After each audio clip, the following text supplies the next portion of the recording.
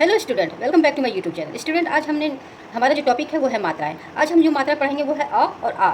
इसमें हम समझेंगे इन दोनों मात्राओं में अंतर क्या है, फ़र्क क्या है, और इन दोनों मात्राओं को हम जब शब्द लिखते हैं तो कैसे इस्तेमाल करते हैं। हालांकि आ और आ जो है ये हमारी स्वर है, ये जो है वो व्यंजन के साथ मिलकर के ये मात्रा का ही काम करते हैं। तो समझेंगे अ और आ में पहले अंतर क्या है, फ़र्क क्या है। अब सबसे पहले है स्टूडेंट इन दोनों में अंतर समझना। इन दोनों में जो अंतर है अ और आ में, इसमें है उच्चारण का समय।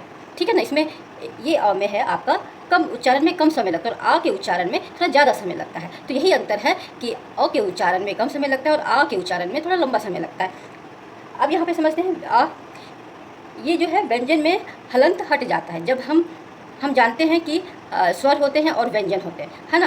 तो जो व्यंजन होते हैं जब उसमें स्वर नहीं होता है, यानी जब स्वर के बिना जो व्यंजन आता है तो उसके नीचे हलंत लगा हुआ होता है, और जब हम उस व्यंजन में स्वर को सम्मिलित कर देते हैं तो वो हलंत क्या है, हट जाता है। अब यहाँ पे हम उदाहरण से समझते हैं। यहाँ पे मैंने दिया है जैसे क है, क के नीचे मैंने देखिए ये हलंत लगा है। जैसे मैंने एक क लिखा है,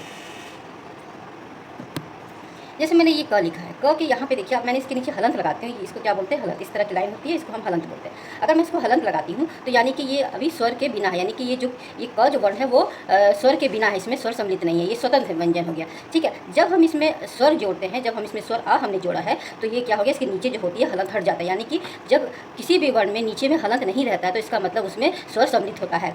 ठीक है, तो इसी तरह बहुत सारे हम वर्ण ले सकते हैं। जैसे कि मैंने ब लिया, ब के नीचे यहाँ पे हलंत है। ठीक है, इसमें मैंने आ को सम्मिलित किया, ये हमारा स्वर है तो ये क्या हो जाएगा, बा हो जाएगा। ठीक है, तो इसी तरह और सारे जितने भी व्यंजन हैं हमारे, जब उसमें उस व्यंजन के नीचे हलंत रहता है तो उसका मतलब ये है कि उसमें स्वर नहीं है। जब वो हलंत हट जाता है, जैसे यहाँ पे हलंत नहीं है, सिर्फ क है, सिर्फ ब है, तो इसमें क्या है, इसमें स्वर हमारा सम्मिलित है, ये व्यंजन जो है स्वतंत्र नहीं है। ठीक है, अब हम उदाहरण देखते हैं। जैसे कि उदाहरण देखते हैं हम, इसमें पहला उदाहरण कम है। अब यहाँ पे देखिए कम है, इसमें क और म ये दो वर्ण है, दोनों ही वर्ण में हलंत नहीं लगा हुआ है। इसका मतलब कि ये क में असम्मिलित है और म में भी असम्मिलित है, इसीलिए इन दोनों में हलंत नहीं लगा। यानी कि जो अ की मात्रा है, जो ये अ की मात्रा जो है वो कोई भी वर्ण, जैसे क वर्ण है, अगर नीचे हलंत है तो इसमें अ की मात्रा सम्मिलित नहीं है। अगर ये नीचे में हलंत नहीं है तो इसमें मतलब आ की मात्रा है। उसी तरह सारे उदाहरण है, जैसे कि पल, पल अपल हलंत नहीं है, इसमें इसका मतलब कि इसमें आ की मात्रा इसमें सम्मिलित है। उसका चल, चल अचल, इसमें भी किसी दोनों वर्ण में से किसी वर्ण में हलंत नहीं है। उसी तरह हम आते हैं नल, हट, यम। इन सब में आप देखिए स्टूडेंट, किसी में भी हलंत नहीं नीचे में लगा हुआ है, किसी भी वर्ण में हलंत नहीं लगा हुआ। इसका मतलब इसमें आ की मात्रा असम्मिलित है। उसी तरह हम चार वर्ण वाले अक्षर देखते हैं, स र ग म। स र ग म में भी किसी भी वर्ण में हलंत की मात्रा नहीं है, यानी कि इन सब में क्या है, असम्मिलित है।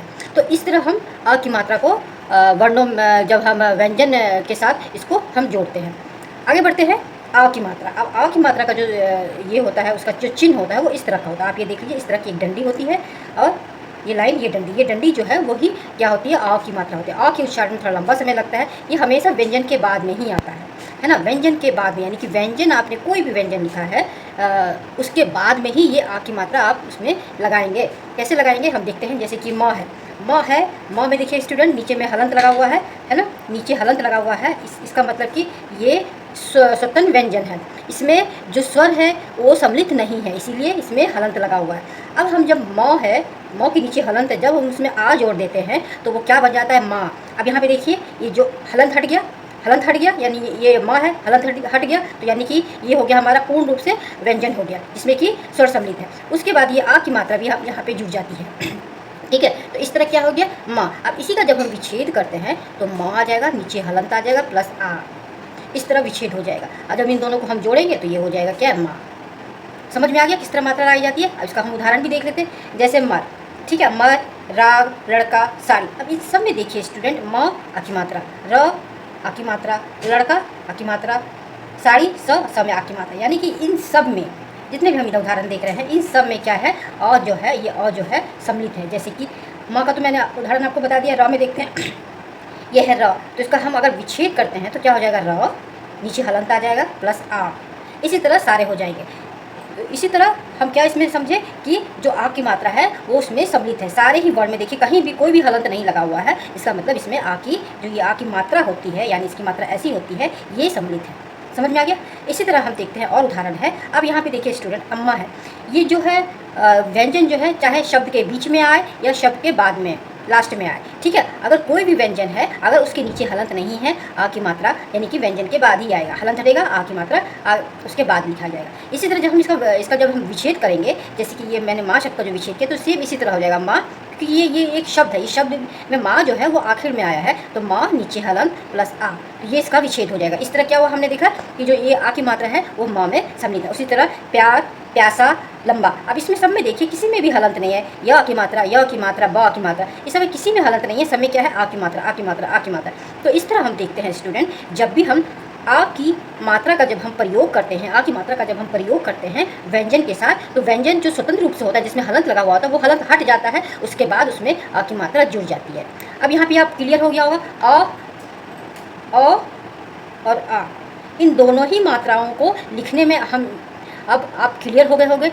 कभी भी कोई भी शब्द जब आप लिखेंगे तो इन मात्राओं का आप ध्यान रखेंगे, तो किसी भी तरह की मात्रा से संबंधित गलती नहीं होती है। ठीक है।